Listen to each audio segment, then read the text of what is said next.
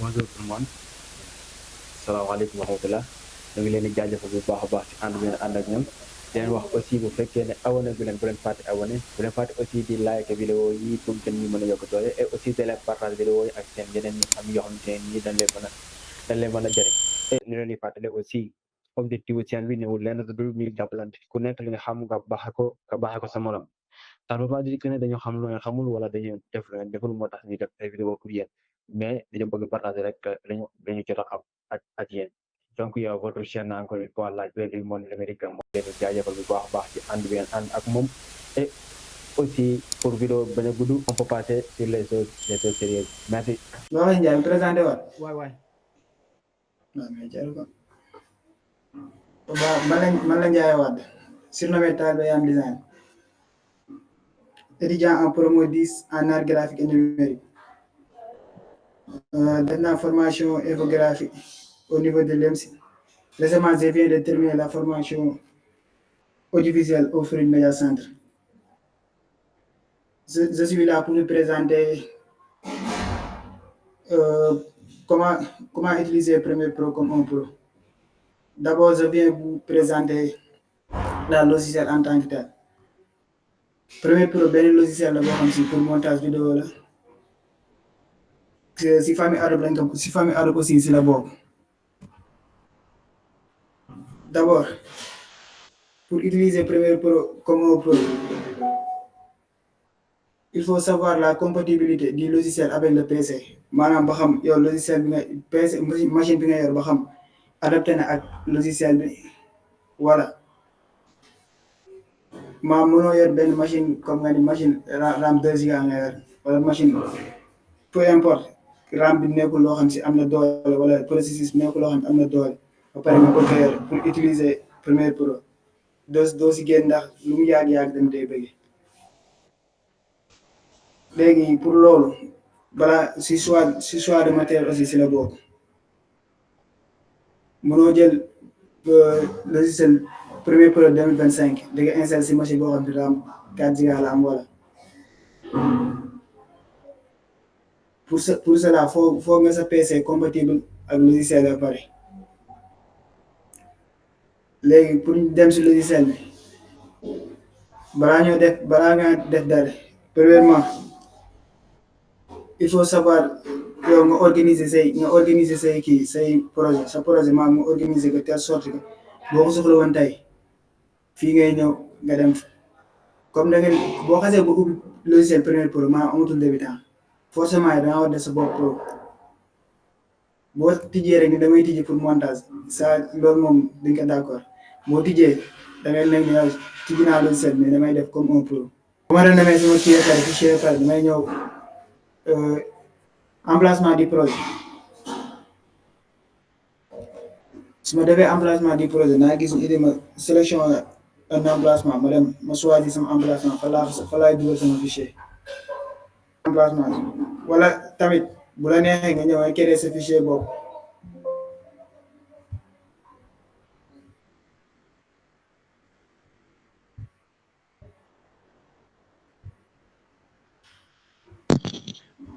Ndiaye est-ce que mën nga créer benn fichier boo xam ne spécialement pour kii quoi parce que yaa naa noonu mooy gën a leer si ñëpp. moom laa def nii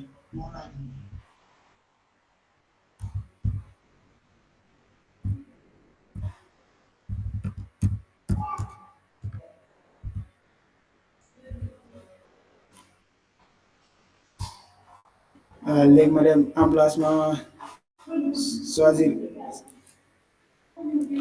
créé naa sama fichier ba pare ba tuddee ko comment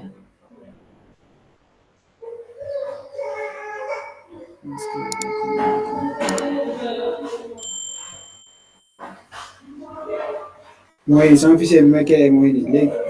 fii laay sélectionné ma def sélectionné léegi gis na boo kiiwee daa changé par rapport ak ni mu njëkkoon mel utilisateur nom di PC destination et emplacement du fichier léegi su ma bësee loolu ba pare da ngay ñëw ma créé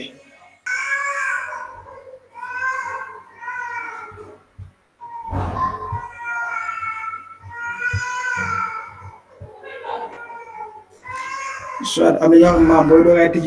tijji logiciel bi comme li nekk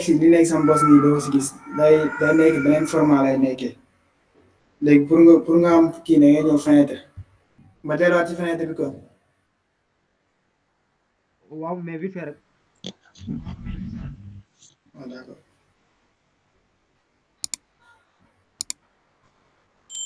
léegi pour ma am fenêtre comme en tant que monteur pour ma def ko format montage damay ñëw fenêtre ma def espace de travail léegi damay choisir montage su ma soxla woon leneen tamit leneen laay ñëw ma choisir su ma soxla woon audio laay choisir su ma soxla woon couleur tamit couleur laay choisir su ma soxla woon effet laay choisir léegi man montage laa soxla léegi montage laay choisir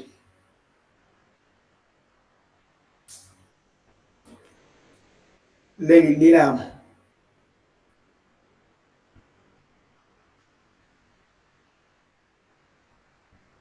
sam projet ni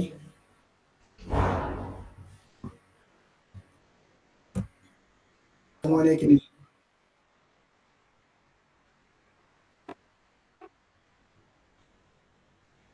lii nii fii mooy moniteur source bi maam vidéo bu mu indiwoon benn vidéo bëgg liir fii laa koy liiree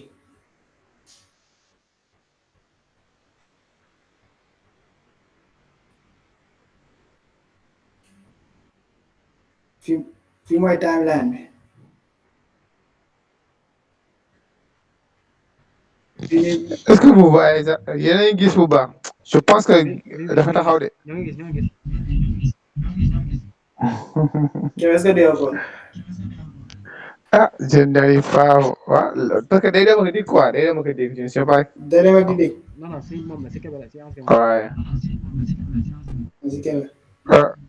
ok donc ma ngeen ko ne bu fekkee yéen ngi gis mu am problème ma ngeen ko ne. léegi fii nii mooy panneau pour importation bi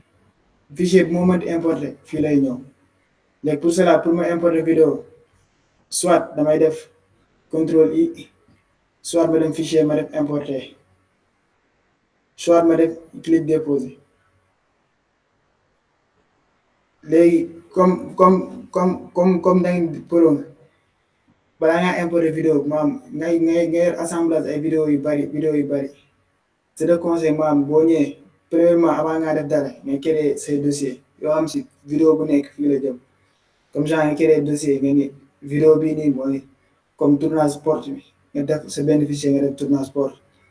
mu nekk tournage chambre nga def beneen fichier def si tournage chambre nga def tournage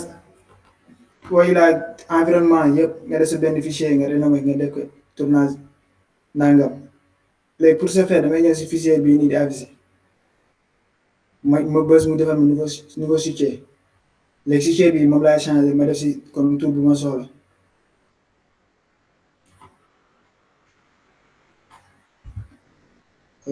ma xool yow Tito rek ñu jàll. ma def Tito alors comme léegi def naa benn fichier Tito su ma doon indi benn vidéo fii laa koy importé si biir kii bi comme vidéo Tito ak Tito bu mën ne fii laa koy importé léegi comme nii dama koy double clic mu ubbi boo xoolee gaa ngi gis comment utiliser projet nga gis ñu bindal la si comment utiliser projet après Tito maa mooy wane instant bi maa ngi si fichier Tito moo nekk nii si kaw léegi su may importer vidéo ak bu ma mënti importer foofu laa koy indi ndax Tito laa wax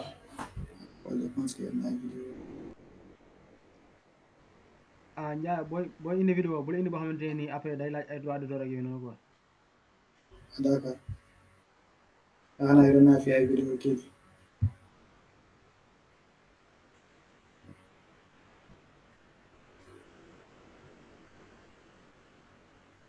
waaw fëri ngeen baal ma rek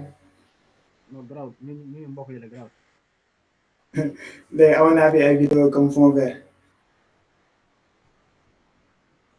léegi mu utiliser benn mën naa ñëw comme si ma def clic déposer ma drag and drop automatiquement gis na vidéo moo ngi si Tido bi su ma génnee si projet bi dootuma gis vidéo bi si Tido kese laay gis léegi su ma bëggaatoon beneen tamit ma ni fii nii son yi laa fi def damay ñëwaat fii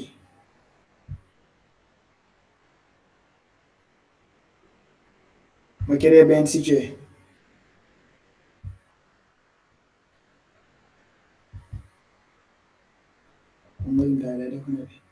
léegi bii dem benn situé la bii ma def ko son wala ma def ko image n'importe quelle image léegi xaaral ma def ko son léegi ak son bu ma mën di am son bi fii laa koy indi si vidéo fi ma def partie son foofu laa indi son bi léegi je pense que yoroon naa ay son son yi aussi xoolal son xamante ni duñ laaj ay kii quoi. mais son kii la son fóot yaa naa yoroon naa fi waxuma fa la nekk nekk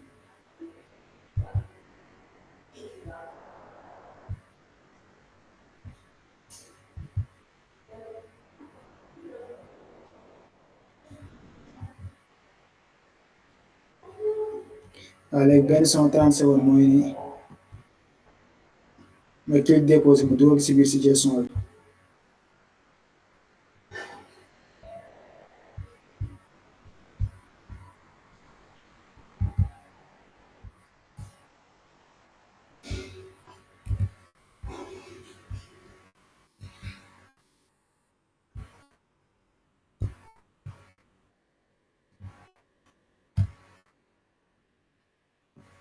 léegi moo ngi nii sama projet yi ñaari si def naa ko ñaari si jee benn bu ne ak la muy conservé bii nii moo am son bi bii moo am vidéo bi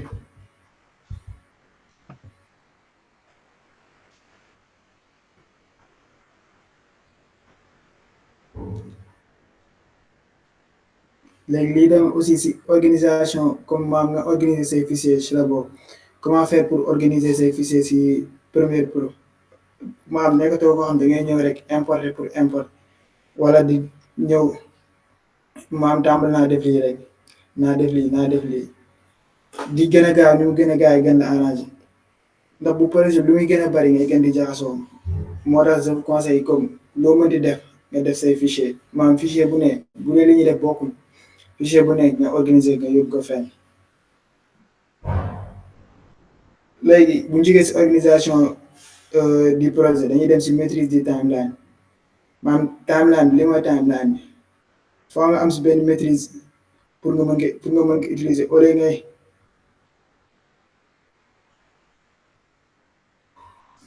daa am ko demandé non kenn demandé ah non kon ne ma kon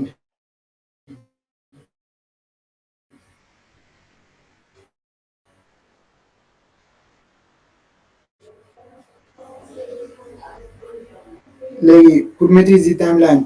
maam bu ñu waxee maîtrise du timeline nekkul ko nga war a maîtriser timeline lépp loo si def war nga kaa mën a xam mais comme maîtrise bi dañ kaa jël si maîtrise boo xam pour raccourcir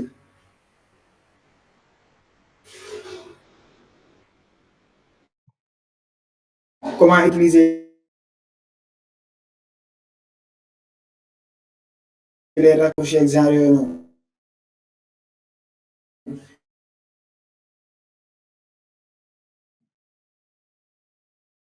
léegi de ce fait comme raccourci maam pour nga couper vidéo bi mooy C bu dee pour select fii laa bëgg vidéo bi sama vidéo yam bu dee entrée mooy in mooy i out mooy o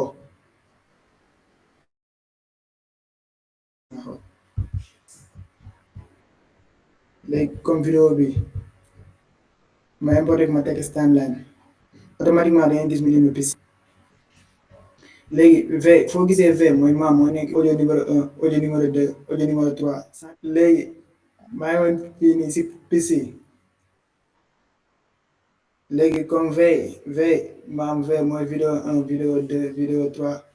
mën na nekk vidéo mën na nekk texte mën na nekk image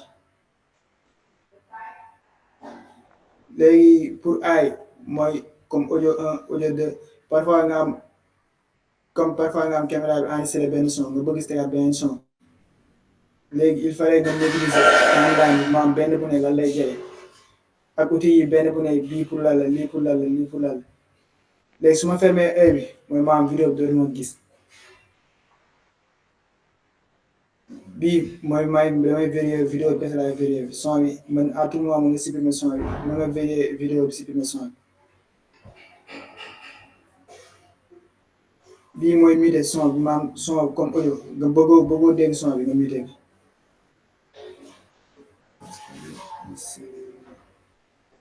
yi moom ñaari moom bu dégg faa xamante ne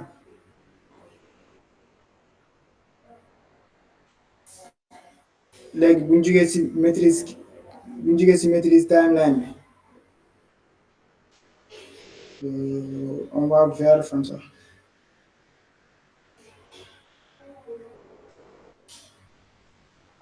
comment couper les vidéos ajouter son affaire yooyu noonu quoi comment yooyu ak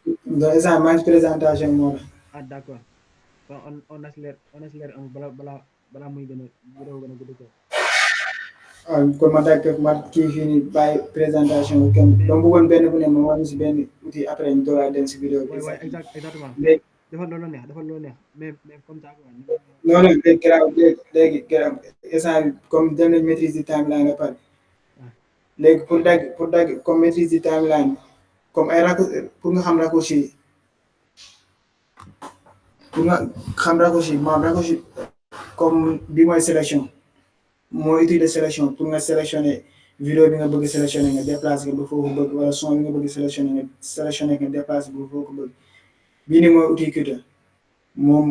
raccourci C la moom mooy dagg vidéo yi boo ñëwoon fii nga ni comme nga ni partie bi ma play vidéo bi léegi ma ni partie bi laa bëgg seen vidéo commencé mën naa jël outil Cutter bi comme peut être dagguma ko si moniteur source bi comme moniteur source bi débuté ma ko foofu à tout moment mënoon naa ko def tamit si moniteur source bi ma choisir sama début choisir sama fin comme que def ma ko foofu léegi mën naa ñëw fii ma choisir ma ni fii laa bëgg mu tàmbalee damay jël outil Cutter bi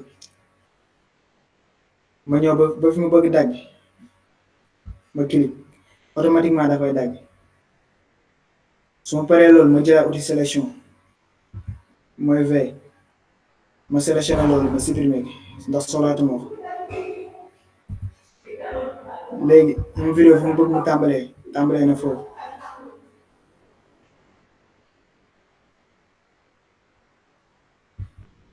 léegi ñu delluwaat si moniteur source yi pour ñi nga xam ne comprendre moniteur source danañ koy utiliser genre léegi pour moniteur source benn la ëppee importance comme timeline bi nga jël vidéo direct yóbbu ko si timeline bi au lieu nga tekki si moniteur source bi parce que moniteur source bi daa am nga ñaari avantage mën nga jël son bi uniquement wala nga jël vidéo bi uniquement loolu noonu pour nga ñëwaat si timeline piste pour piste vidéo yi mën naa teg vidéo 1 vidéo 2 vidéo 3 mën naa teg comme piste bu mu am choix teg kat mën naa teg foofu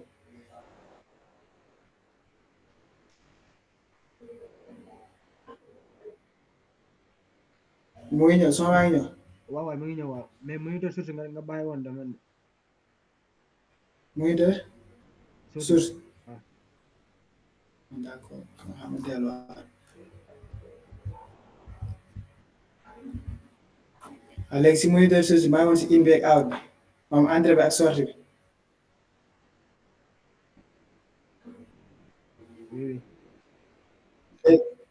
léegi comme lii laa sélectionné ñu delluwaat nga xool Android sorti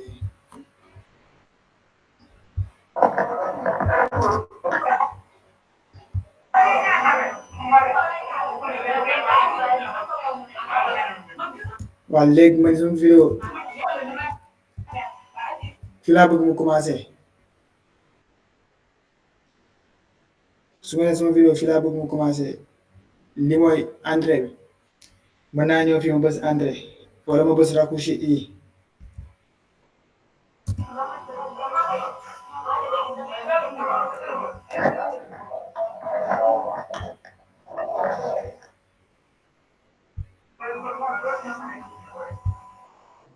léegi fii mën naa fi laa bëgg vidéo bi yem ma bës ma ñëw fii ma bës marqué la sortie wala ma bës o comme raccourci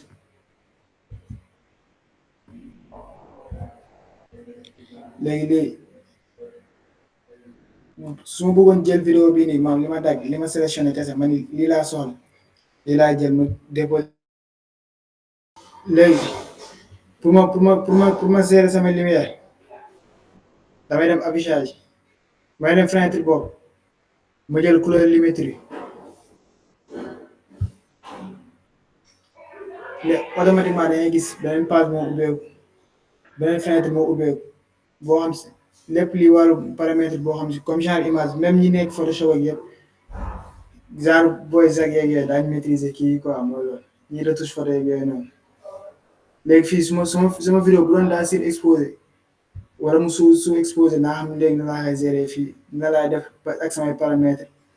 bari lekk ba am couleur net bi ma bëgg ma ne couleur bi laa bëgg su doon émotion bi laa wane ma ne couleur bi laa bëgg émotion bi laa wane couleur bi laa bëgg lépp daa may gérer fii. lan mooy sous exposé ak exposé amul sous exposé. saa kenn joxuma cadrage de montage bi la. waaw léegi ci la boobu. léegi pour comme exposition maa bu ñu nee sa vidéo bi daa exposé maam sa vidéo bi daa bari lumière maam lumière bi daa ëpp ba boo amoon vidéo bu weex naa leen leen sax da ngay vidéo ba pare dem ba ak xam ni li ngay vidéo maam lumière bi daa ëpp loolu mooy exposition. ah ok waaw comprendre naa. bu ñu daa sous exposé bu maam sa vidéo bi amul lumière. ah ok comprendre ah. waaw merci beaucoup comprendre naa ko. léegi soo amoon vidéo bu exposé wala bu sous exposé aussi fii ngay ñëw nga réglé say couleur nga ni couleur bi lii laa bëgg couleur bi laa bëgg couleur bi laa bëgg couleur bi laa bëgg léegi pour wàllu couleur yi loolu baax na ci vidéo comme wàllu image ñu yem foofu si image benn léegi ñu dem si son bi pour son bi parfois da ngay ñëw son comme bii nii je pense que son bi mënoo lay génnee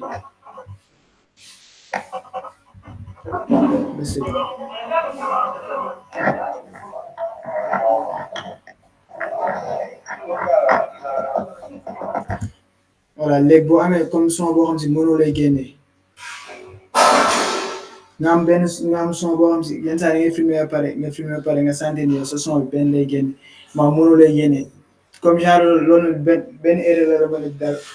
maa ma nga dem ba projection ñu jox la baaxul boo xam si benn nopp kese mooy génn fekk yow gauche la nekkoon au lieu mi nekk droite fekk gauche la nekkoon te baaxul boobu noonu droite kese lay génn au final doo am son.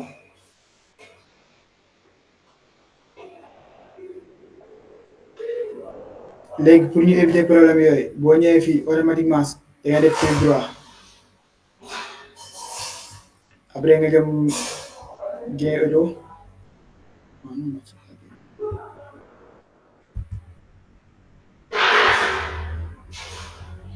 ongi nga dem kana audio soo demee kana audio fi ñu def nii yaa ngi gis gauche droite bi stéréo la moo tax yëpp ay génn gis nga rek gauche droite élément gauche droite laa def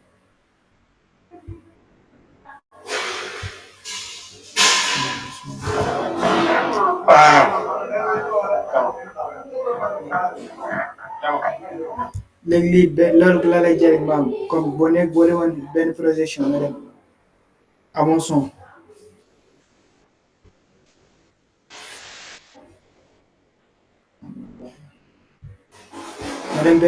nga dem projection wala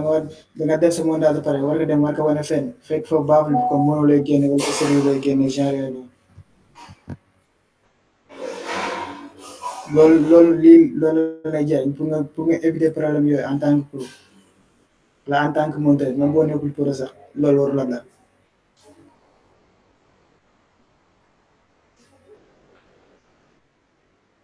Oui, monsieur. lu mu laajee Oui, monsieur. Muy baax kon ne. ah nice léegi ñu jàllaat si benn point pour bañ jël temps bi yëpp léegi def naa léegi ñu dem si titre et transition comme tout débutant ku ñëw fii nii boo def titre ak loo mën di def titrage ak loo mën di def lenn ngay njëkk def mooy maam outil texte ngay jël bind sa texte bu ñëwee la bind ma titre si kii bi nii ak loo mën di def da ngay ñëw automatiquement nga jël outil texte nga ñëw bind sa texte bind ay texte comme nga jël texte benn outil texte nga bind moom en tant que pro en tant que pro maam waratoo ñëw rek jël outil texte di bind soit dañuy proposer nga dem fichier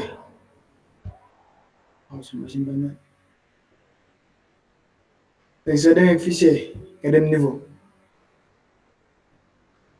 ay bi nga defal titrage hérité nga def titrage hérité soo mën fichier Photoshop aussi noo ngay ubbee fichier Photoshop bi comme nga defal sa fichier Photoshop pare nga ubbi nga léegi loo modifié si Photoshop bi day ñëw directement si kii bi si Adobe Premiere Pro parce que ñun ñëpp yaa na nga bokk benn famille muy Adobe léegi damay ñëw ma jël titrage hérité titre 1 comme mën naa changer titre bi mu nekkee titre 1 ma def si tur bi ma soxla ma def si Njaay exemple ma delluwaat waaw da nga gaaw bala xam naa da nga gaaw rek bala moo kii bala moo demaat. waaw léegi comme pour texte au lieu ngay ñëw rek jël ay outils texte comme loolu moom tout débutant ñi ñëpp si lañ jaar dañuy ñëw ku ñëw fi bu la doon bindloo titre si benn vidéo loolu mën di ñëw dangay ñëw nga dem fenêtre nga jël sa outil texte nga bind sa texte après mooy loolu yow daal da nga gérer sa texte ba nice léegi pour nga éviter loolu comme nga dang boo xasee ba dugg si logiciel rek moom defal sa bopp pour nga éviter genre yëpp léegi dañ lay proposer nga dem fichier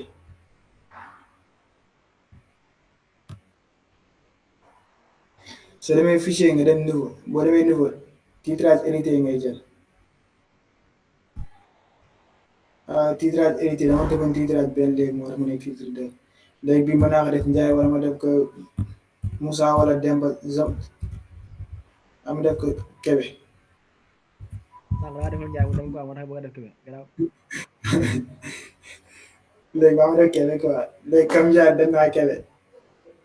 léegi fii nii possibilité li mu am mooy maam fenêtre bi ubbeeku waat am nga possibilité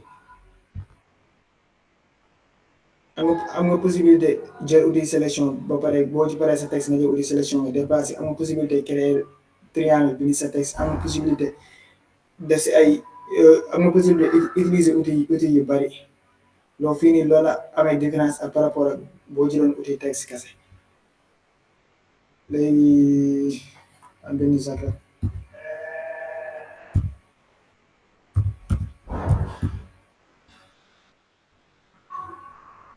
Zak nii la wàllu nii léegi comme Zak bind naa Zak a pare dama mën naa jël outil bi ma déplace outil déplacement moo gën a yomb ma nekk di sel foo gis rek dawal de. léegi yii nii ay police la yi suuf nii ay police comme maam yaa choisir police boobu gis naa sa liggéey quoi. Zak Kéréa laa bëggoon bindee Kéréa la mooy kii léegi yëpp ay comme ay police da nga choisir police boo bëgg ba pare fii am na police yoo xam ne daa am effet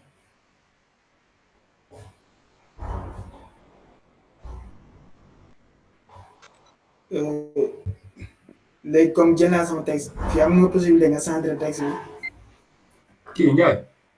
waaw nan nga def ba indi maanaam police yi nu ñu ñëwee noonu si suuf quoi maanaam panneau bii nii panneau bi nan nga def ba indi ko fii. léegi su ma demee fii titrage hérité pour panneau boobu nga doon wax léegi fii laa jaar fichier niveau après ma dem titrage hérité léegi maa ngi titre 3 bi xam jox ko sac ba xaf xëy na di dem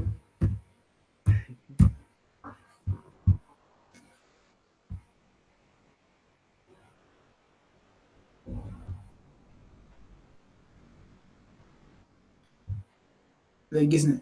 na sac si maa ngi gis kay fichier ngeen fichier titrage hérité quoi. waaw léegi automatiquement lii la indil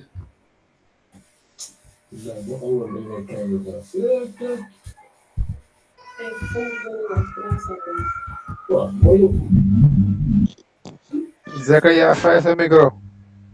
booy waxtaan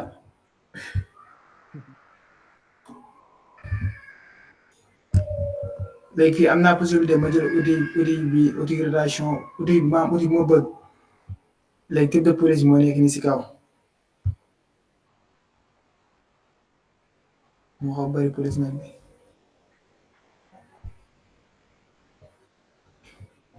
tay texte bi tamit am naa possibilité yokk mën naa choisir tamit sama alignement moo xam na laa koy aligné dama koy centré wala pour faire yooyu noonu mën naa ñëw fii nii aligné ma ñëw centré maanaam ma koy centré si suuf wala ma koy centré si digg bi gis nga automatiquement da ngay centré si digg bi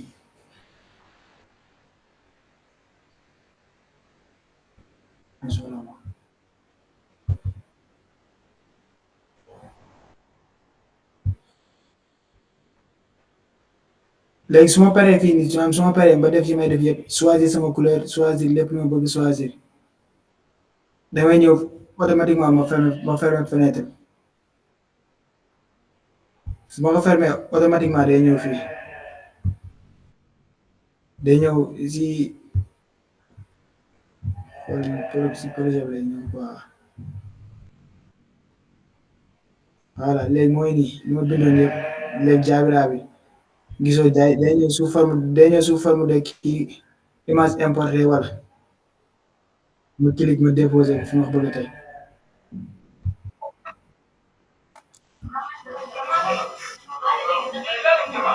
léegi différence bi lañu amoon comme maam pour texte bi au lieu nga koy kii fii nii di bind di jël ay outil texte di bind texte ak yooyu noonu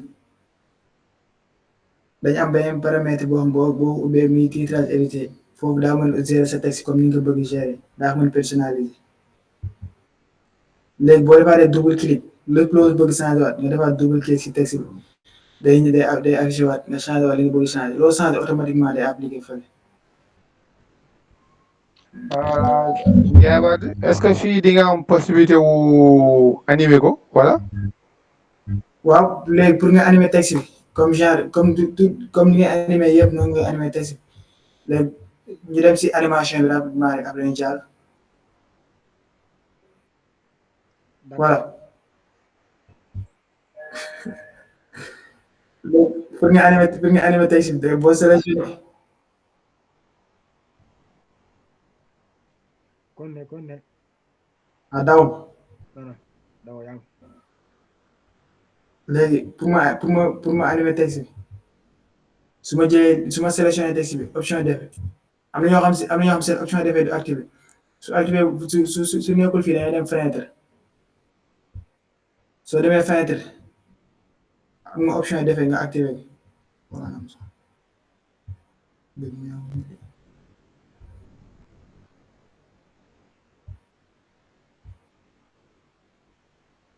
waaw mooy nii option defee mooy majuscule mas 5 léegi boo activé sa option defee sélectionné naa kii ba pare texte ba pare option defee laay dem automatiquement lii la may indil source mu wàccee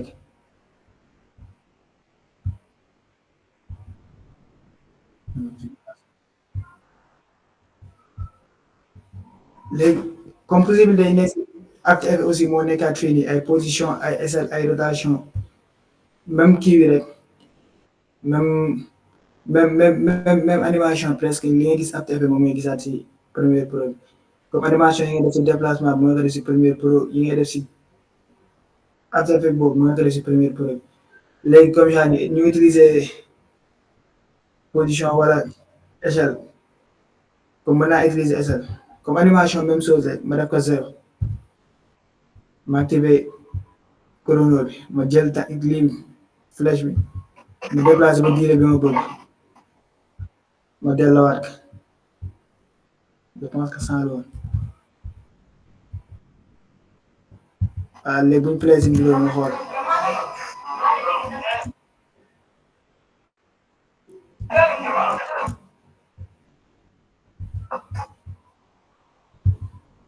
gis nga léegi comme li ma animé léegi texte bi nii la ñëwee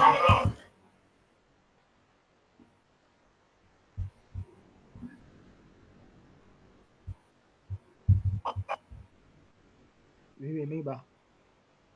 mooy baax waaw. léegi inglace moo ne si kii moo tax li nga waxee sax moo ne fii ci kaw moo tax nga gis texte bi di jógee si milieu bi di ñëw fii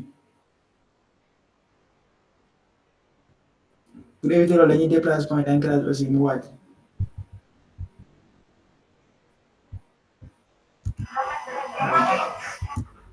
parce que mooy yóbbu bari na de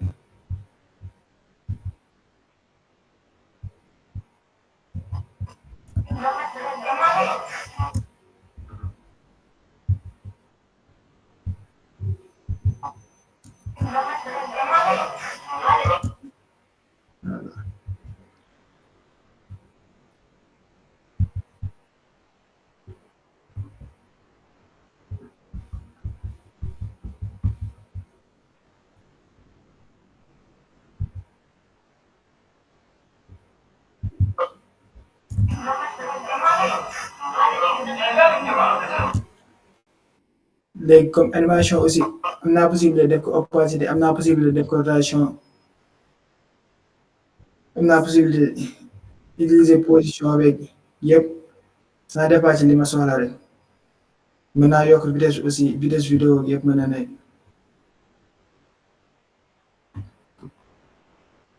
léegi bu ñu jugee si texte léegi comme léegi jugee ci titrage léegi dañuy dem ci transition yi léegi pour transition yi comme nekkatul transition mën naa utiliser effet rek comme da ngay utiliser effet comme mën naa utiliser fond yi da ngay utiliser fond yi wala en tant que da ngay utiliser Premiere Pro comme un pro maanaam transition waratoo xool rek ne ni fii laa bëggee daggee vidéo bi fii laa koy daggee effet bii laa ciy def effet bii laa ciy def maanaam effet boo ci def daa war a rencontré ak histoire yow bi nga bëgg a wax comme maanaam mënoo def effet fond yi maanaam nga génn lu ñëwee sax ngay dox ci tali bi ñu defal la effet fond yi pare nga continuer di dox ci tali bi maanaam effet bu nekk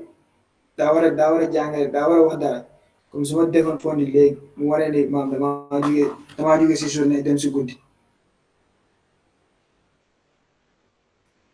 léegi en tant que professionnel pour transition yi dañ bëgg comme transition yi simple ba pare professionnel comme genre comme boo doon tourner benn image wala dara léegi comme nga préféré comme ay ngay couper vidéo yi si séquence yoo xam si comme booy def sa transition au lieu ngay utiliser effet yu bari yow transition mu nga ko def automatiquement par le personnage wala nga def ko par des effets comme yoo xam si vidéo bi daal lay nekk maam kii mën a tàcc wala mën a def benn effet léegi nga def foofu sa transition comme loolu la ñu naan transition yu simple maam jarul ngay def ay effet ay fondi ay effet ay enchaîné wala ay effet ay yeneen ak yeneen léegi pour transition bien simple maam dañ koy basé aussi vidéo bi spécifique bi ngeen vidéo bi comme genre am na yenn gestes yooyu yenn kii gestes yoo xam si nit bu ko defee automatiquement daa mën changer pendant nga ni baa mu jógee fii ma dem fële te kenn du rencontre ni que ni yow changer nga fii dem fële léegi pour ñu mën utiliser suñu effet damay ñëw fii fi sama kii di nekk projet fi muy nekk balaa ñëw ma yaa ngi flèche ma cliquer ma dem effet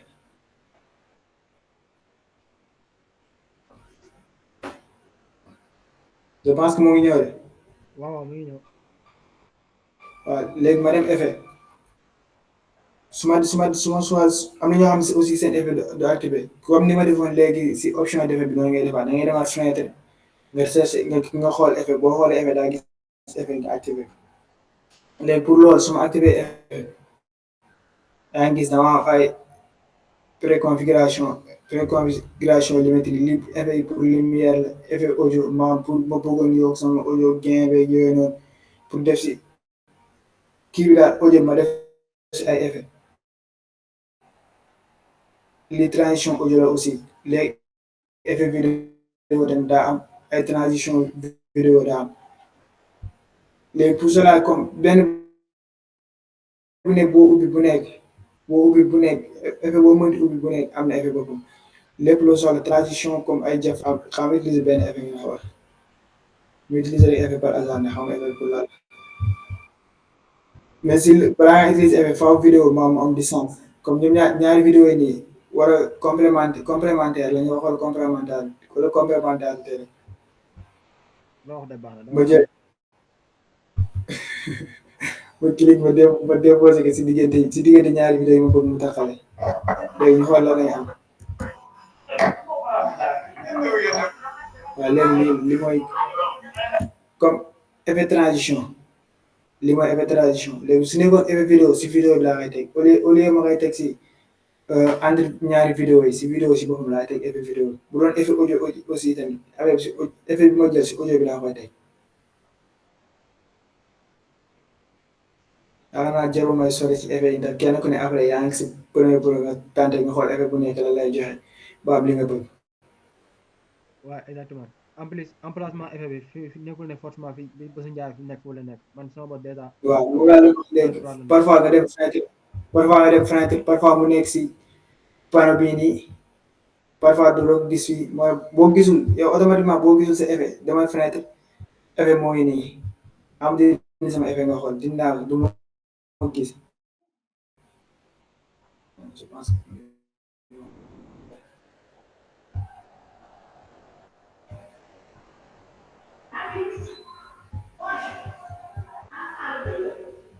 que nekk si effet bi tax quoi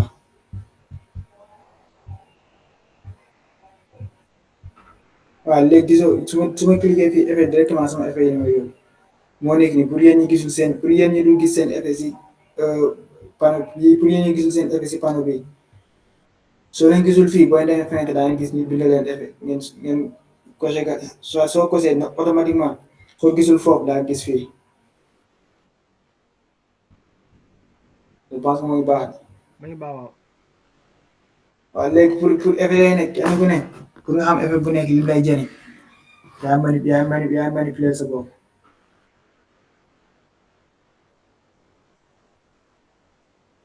léegi pour avant ñoo dem maanaam dama ko fàtte woon si début bi li ëpp sens li ëpp solo si comme nga utiliser premier pro parce que yenn parfois nga yor machine yoo xam si mooy loolu da ngay bës kii mu bës kii mooy à chaque instant de enregistrer sa projet à chaque instant boo defee dara nga def benn déplacement benn kii soo mënee contrôle S si même si premier pro day enregistrer chaque 5 minutes automatiquement mais yow chaque instant saa sa xel nekkee posal contrôle S nga enregistré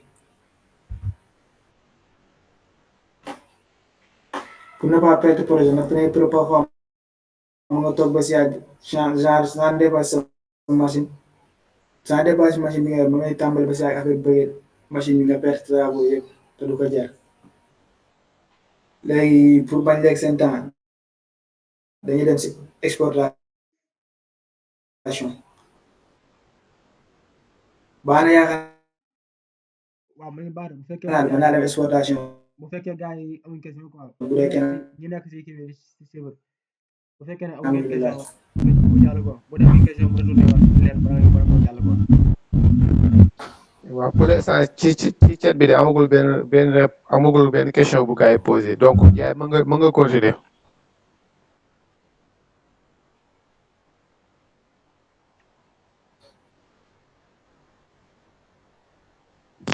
Ndiaye tu es là. boo ko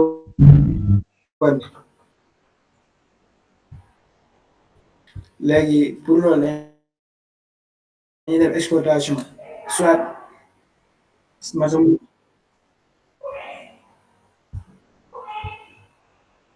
waaw maa ngi fi de Kébé waaw kon ne Ok, c'est bon, on est là. baax na oui mi ngi wax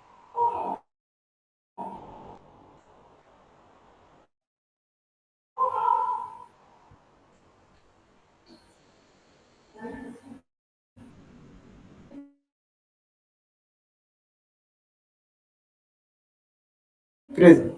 waaw mi ngi baax kon ne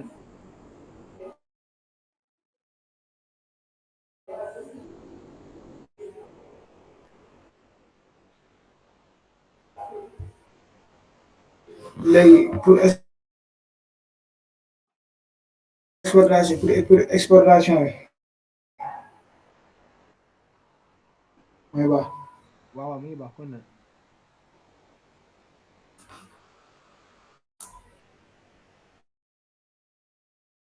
xam naa ne am ba dégg dina ma def fàtte naa matériel soit matériel aussi maam boo utiliser cam bi ngay li nga wax utiliser mu ngi dagg de maam yow war nga mën a xam cam bi ñaar lay génnee maam full HD lay génnee wala HD lay génnee wala léegi yow war nga xam sa cam ba xam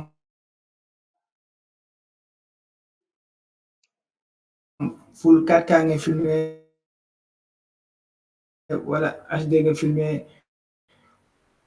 wala 1080 wala 1920 maam lépp loo kii nii da ngaa war a maîtriser sa appareil ba pare pour boo ñëwee waaw pour boo ñëwee si exportation bañ a sonal léegi li nga wax mu ngi dagg mu ngi commencé dagg de Ndiaye allo Ndiaye dinaa ko wax de dangay dem lu ñu koy waxee sax fichier waaw léegi nga dem exportation wala nga def contrôle M maanaam contrôle majuscule M xam moo nekk nii contrôle M média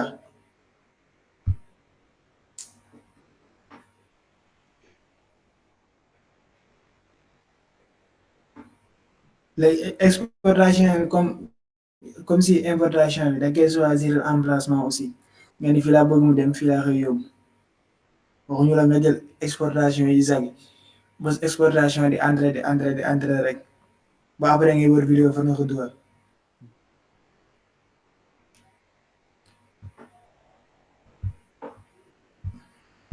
léegi pour exportation bi mën naa utiliser waat même nom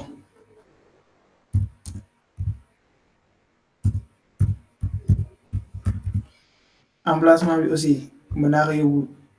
même bay fi mu nekkoon aussi je pense que dawuma de non dawoo yaa ngi fi kon ne waaw man comment utiliser bi mu choisir emplacement aussi léegi lii pour préconfiguration yi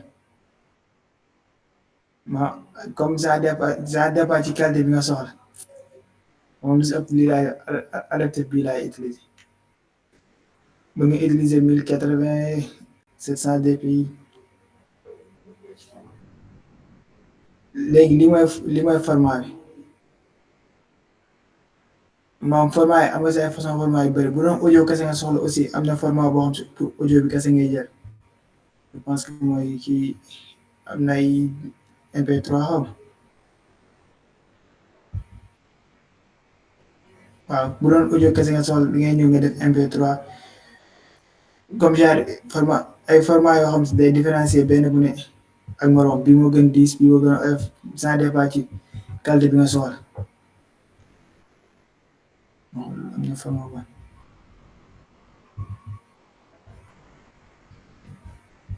léegi comme si vidéo bi daa amaat ay paramètres yoo xam bu la neexee nga def say paramètres ay 14 25 plus léegi su dee comme genre ngay monter ay vidéo comme genre ay vidéo école ak genre vidéo yooyu noonu nga xam ne comme diisaay bi du la arrangé mën nga wàññi taay bi soo ñëwee fii parce que CR lay ne xaw ma CRB lay nekk léegi yow da koy changé nga def ko VBR un passage bi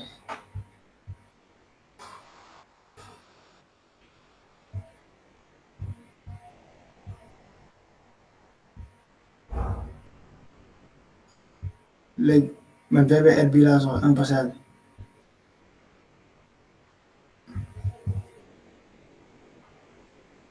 ma wàññi li boo wàññi automatiquement li ngay kii ni fi ngay gis daa gis ni bindal la fii say moo ñaata moo nga am ma wàññi ba am taay bi ma bëgg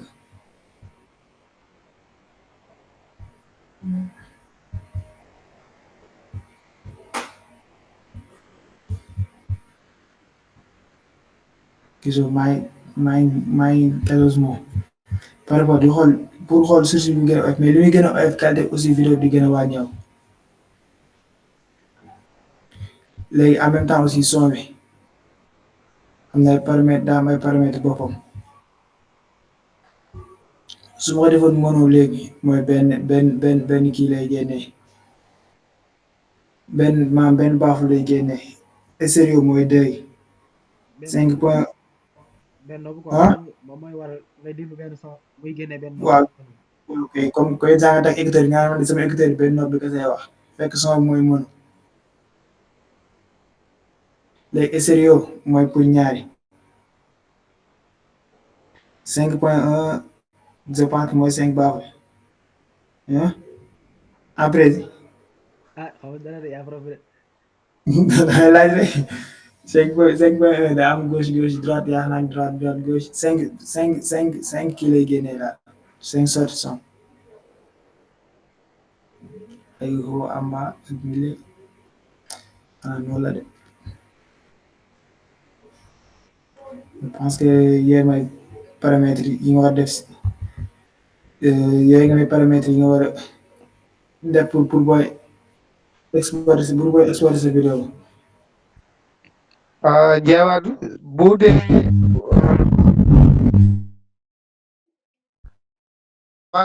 yaa ngi dégg waaw ñu ngi waaw allo waaw dama ko bëgg wax comme fi ñu bind personnalisé boo cay demati na non non waxal ba nga dégg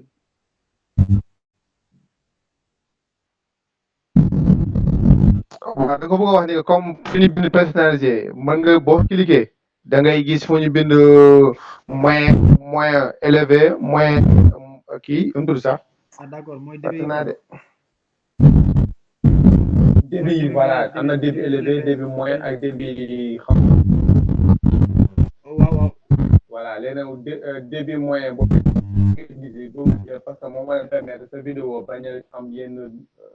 kii quoi yenn bis bañ a dis yenn bis yi waaw exactement mais aussi début moyen bi boo ko defee pare bi même bi jaay di wax ni man ko def moyen pare après nga wàññiwaat début quoi waaw comme maam foofu ça dépend ci qualité bi rek maam qualité bi li muy gën a comme mooy li muy gën a tuuti qualité bi di gën a wàññeeku li muy gën a yéeg nag di gën a garder qualité léegi soo paree foofu nga bës exporter xaar mu àgg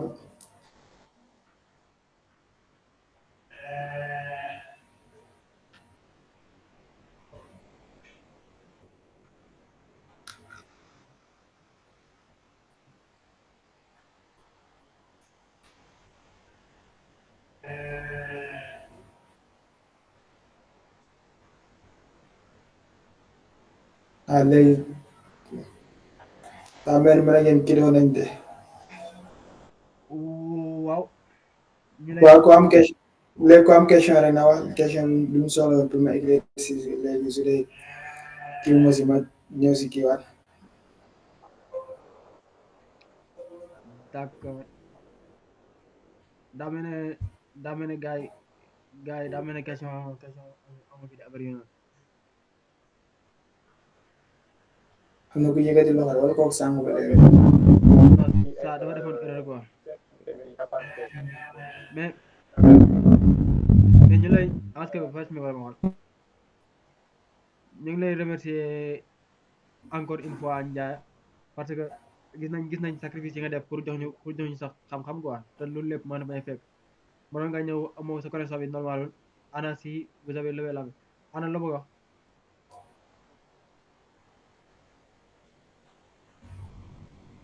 ana mais est-ce que nelaw. wala nga dem nelaw d'accord ñu lay remercier encore une fois parce que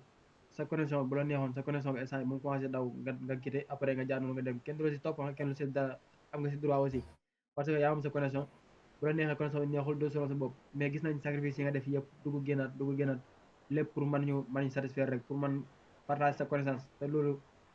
nekk na loo xamante ne nii lu ñuy rafetlu en fait lu ñuy rafetlu la parce que ñëpp mënuñu ko comme wala Zakaria rek nga am xam-xam nga ne dama koy partager ak gars yi loolu ñëpp mënuñu ko quoi am ñoo xamante ne lu ñu xam dañu préféré ñu xam ko ñoom kese ñu teg pour seen bopp am na aussi ñoo xamante ne nii lu ñu xam dañu bëgg ñëpp xam et si ñu ngeen bokk quoi ñu leen si sant bu baax a baax